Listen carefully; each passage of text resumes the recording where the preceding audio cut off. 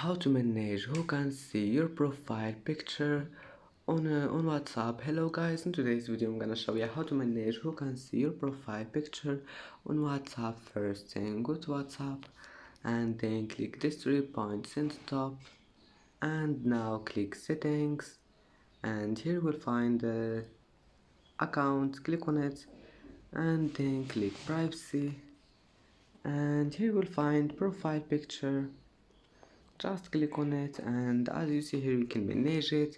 You can make it for everyone or no one here just by click nobody, and then just click done. It will be saved.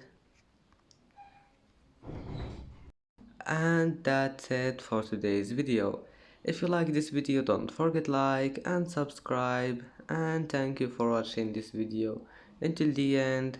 And now see you in the next video.